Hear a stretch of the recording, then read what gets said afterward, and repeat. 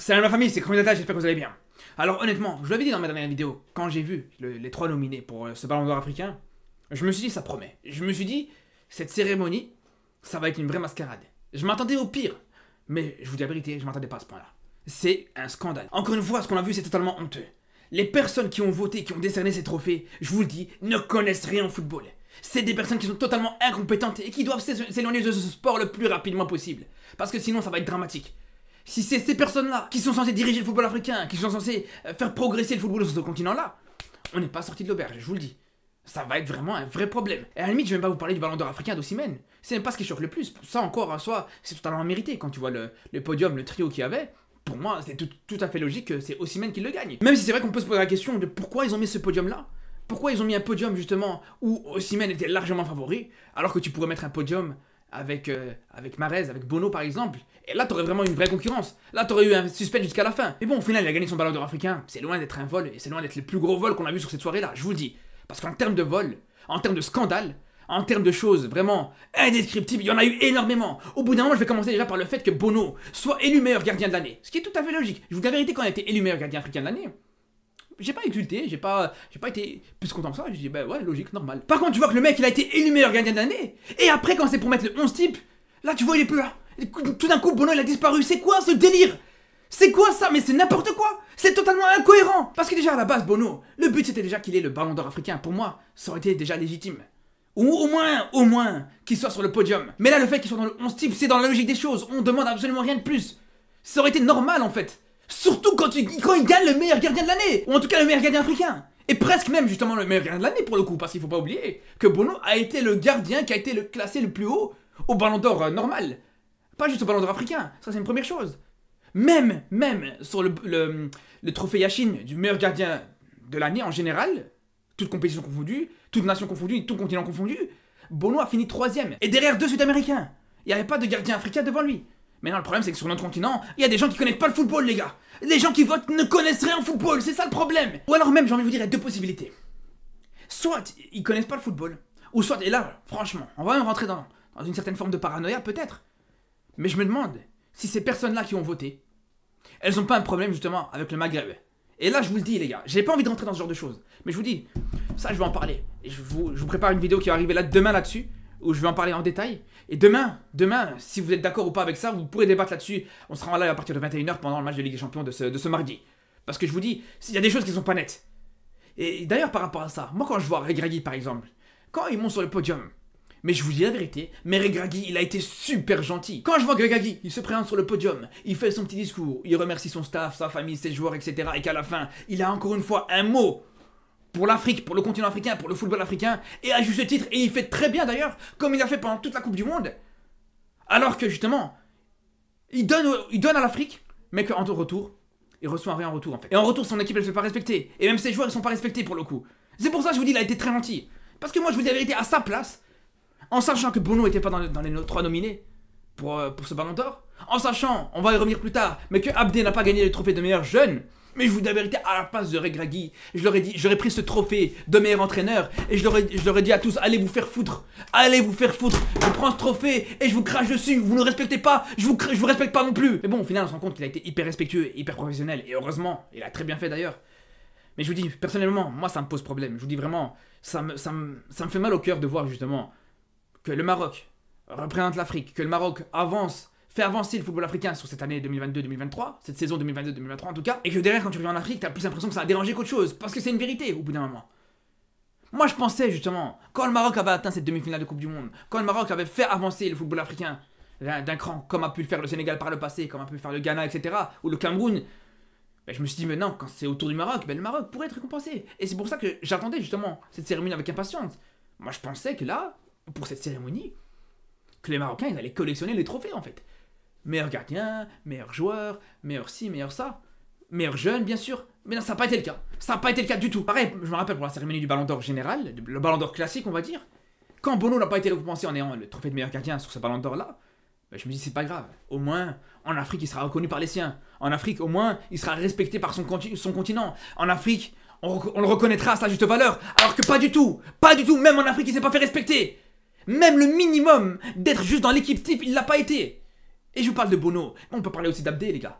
Faut en parler au bout d'un moment, Abdé. Comment c'est possible qu'Abdé, ils soient pas élus meilleurs jeunes? Parce que, attention, Lamine Camara et Amara Diouf, des très bons joueurs aussi, y a aucun souci là-dessus.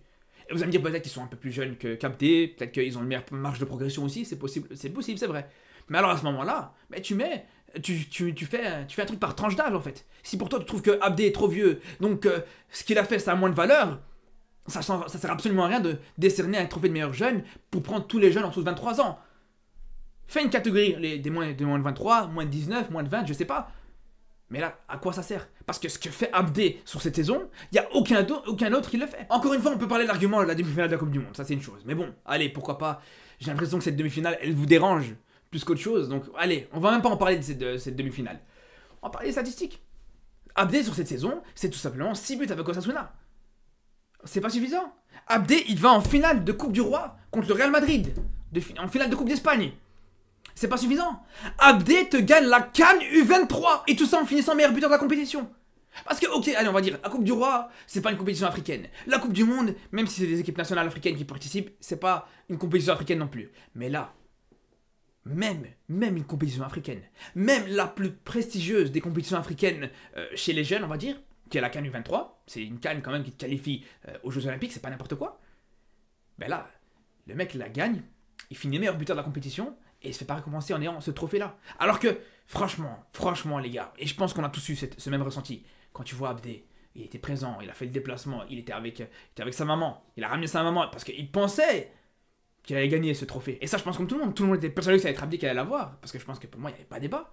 Et pour finir, ça a été Lamine Camara qui l'a gagné, qui a fait beaucoup moins qu'Abdé sur cette saison, en plus de ça, il était même pas présent. Donc ça se trouve, même lui, il s'attendait pas à le gagner au final, ce trophée. Donc j'ai envie de vous dire, les gars, encore une fois, c'est scandaleux. Je suis désolé, c'est scandaleux. Je ne sais pas sur quoi se basent ces dirigeants du football africain ou ces votants, je ne sais pas qui a voté exactement pour ce trophée-là, pour le décerner à quelqu'un d'autre qu'Abdé. C'est un des aspects où il y avait le moins de débat possible, clairement. Et d'ailleurs, je vais vous dire une chose. Moi, il y a une chose que j'ai remarqué d'ailleurs. Parce qu'on regarde un petit peu les différents trophées, que ce soit masculin ou féminin, on se rend compte que, voilà, au final, le Maroc n'a pas été autant récompensé que ça par rapport à cette demi-finale. Quand on va par exemple pour un Abdé et Bono qui n'ont pas été récompensés, ou même un Enesiri qui aurait pu être aussi dans le 11 africain, avec Osimhen à la limite, tu aurais pu l'associer avec un 4-4-2, de toute façon la compo qu'ils ont mis elle était déjà très bizarre, personne ne l'a comprise, on va pas se mentir, donc tu peux rien de mettre un Enesiri à la place de Mané dans ce 11. Mais bon, ça c'est encore une autre histoire. Parce que la présence de Mané, on va pas se mentir, mais franchement, ça montre à quel point cette cérémonie était clownesque, on va pas se mentir. Honnêtement, on respecte beaucoup Mané, c'est un très grand joueur, c'est peut-être l'un des plus grands joueurs africains encore en activité. Mais cette saison 2022-2023, il te fait absolument rien. Il va pas à la Coupe du Monde, il est blessé une grande partie de l'année. Même au Bayern, il fait une saison très compliquée. Donc sur quoi il se base pour mettre Mané dans ce 11 africain? C'est quand même incroyable, vraiment. Je vous dis, je me demande vraiment si les personnes qui ont voté regardent le football. Je vous le dis. Mais bref, c'est même pas ça que je voulais dire. Quand je vous dis que justement j'ai l'impression que les Marocains n'ont pas forcément été récompensés, quand on va par exemple pour un Abdé et Bono qui n'ont pas été récompensés, ou même un Enesiri qui aurait pu être aussi dans le 11 africain, avec Osimhen à la limite, tu aurais pu l'associer avec un 4-4-2, de toute façon la compo qu'ils ont mis elle était déjà très bizarre, personne ne l'a comprise, on va pas se mentir, donc tu peux rien de mettre un Enesiri à la place de Mané dans ce 11. Mais bon, ça c'est encore une autre histoire. Et ça malgré la demi-finale de Coupe du Monde qu'ils ont atteint, je me rends compte que du côté féminin c'était l'inverse bizarrement. Parce que l'équipe qui va le plus loin, l'équipe africaine qui va plus loin dans cette Coupe du Monde féminine, c'est le Nigeria. C'est la vérité. Le Nigeria, ils vont en demi-finale, ils vont en quart de finale de cette Coupe du Monde féminine, et là on voit qu'ils ont raflé quasiment tout. Alors que, à la CAN, c'est le Maroc qui va plus loin. Et là, encore une fois, il y a vraiment quelque chose qui est suspect. Faut m'expliquer en quoi un quart de finale de Coupe du Monde féminine a plus de valeur qu'une demi-finale de Coupe du Monde masculine. Vraiment, je me pose vraiment la question. C'est ça qui est très suspect déjà. C'est là où je vous dis, est-ce que c'est vraiment un quart de finale de Coupe du Monde féminine qui a plus de valeur, ou si c'est la sélection qui a été dans cette compétition, ou à ce stade de la compétition qui a plus de valeur? C'est là où je vous pose la question, vraiment. C'est là où je commence à avoir des doutes. C'est là où je commence un petit peu à être parano. C'est là où je commence à me demander, est-ce que, au final, les Maghrébins, on commence pas un petit peu à déranger en Afrique? Sur ce point-là, je vais pas m'attarder là-dessus, je vais rester que sur la cérémonie. Et comme je vous dis, sur ce point-là, on aura l'occasion d'en parler demain, que ce soit en live ou sur la vidéo que je vais sortir aussi demain. Mais bon, de toute façon, quand on voit cette cérémonie, je vous dis la vérité, c'était scandaleux du début à la fin. Franchement, quand on voit l'incompétence qu'il y avait dans cette cérémonie, déjà, la date qui a été programmée, quand même. Tu sais que un des joueurs qui a le plus de chances de gagner, et le joueur pour le coup qui a gagné, il joue les qualifications pour les 8e de finale de la Ligue des Champions demain, il a un match très important avec Naples, je parle d'Osimhen bien sûr. Et malgré ça, tu programmes cette cérémonie la veille. Donc en imposant qu'ils viennent. Le mec il a dû prendre un jet privé, arriver à Marrakech et bref. c'est déjà n'importe quoi. C'est déjà ridicule. Déjà, la date qui a été programmée. Et pas que ça. Quand on voit la plupart de ceux qui ont reçu le trophée, on se rend compte que t'en as un qui est là, l'autre qui est pas là. En soi, qu'il y a des absences, c'est tout à fait normal, ça peut arriver. Mais ce qui me choque le plus, c'est qu'ils sont même pas au courant des absents qu'il pouvait y avoir. T'as des joueurs qui sont pas là, ou des joueuses qui sont pas là, ils savaient pas, non, ils les découvraient. T'as le gars, il est là avec le trophée, et il attend, il dit ah non, au final, il est pas là. Ou même encore pire, quand on voit que c'est la petite joueuse Fatima Tarenaout qui a gagné son trophée de meilleure joueuse locale africaine. Elle était pas là, donc on se rend compte qu'elle était pas là, y a pas de problème. Et à la fin, tu te rends compte qu'elle est là, dans le public, elle était au téléphone. Mais bon, à la limite, on va dire ça, c'est la faute de la joueuse. Peut-être qu'elle était en retard, peut-être que. Je sais pas, bref, mais peut-être que c'est la faute de la joueuse. Mais quand on voit la petite Nesrine El Chad, qui a été blessée, qui a gagné le trophée de meilleure joueuse, meilleure jeune joueuse de l'année, et qu'elle était dans les 3 nominés, et cette bande d'incompétents, ils ont été la foutre tout au fond. Elle était blessée, hein, faut savoir qu'elle était blessée, elle marchait en béquille.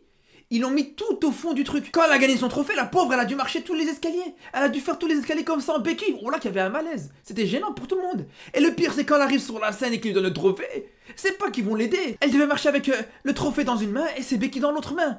Oh là, c'était incroyable, c'était du grand n'importe quoi. Et là, c'est là que je vous dis, qu'est-ce que vous attendez avec des gens pareils?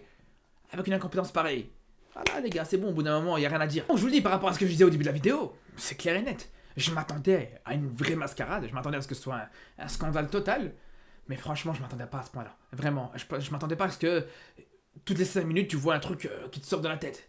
Je m'attendais pas à ce que tu vois autant de dingueries dans cette cérémonie. Je vous dis la vérité, les gars. Je parle même pas de la traduction, ça c'est encore gratuit, la traduction catastrophique sur la chaîne de la CAF, sur la chaîne YouTube de la CAF. Bon, on va déjà être content qu'ils nous ont diffusé ce match sur la chaîne YouTube. Mais bon, ça c'est encore autre chose. Bref, là je voulais juste parler de la cérémonie, de vous dire ce que j'ai pensé de cette cérémonie de manière générale. Mais demain, j'aurai l'occasion de vous parler de cette situation. Cette situation qui commence un petit peu trop à se voir. Et peut-être que c'est moi qui est parano, peut-être que c'est moi qui me fais des films. Et j'espère me tromper. Mais j'ai vraiment le sentiment aujourd'hui que le Maghreb dérange en Afrique. De 1. Et de 2, que cette demi-finale de Coupe du Monde, elle a plus dérangé les dirigeants du football africain que leur faire plaisir. On en reparlera de toute façon, comme je vous dis, demain. Je vais développer ça avec plusieurs arguments. Donc on se dit à demain, 18h pour une nouvelle vidéo. À demain aussi à 21h pour un gros live où ce qu'on aura l'occasion de débattre sur ça. D'ailleurs, j'attends vraiment vos arguments par rapport à ce sujet-là. Donc on se dit à très très vite. Et surtout d'ici là, prenez soin de vous.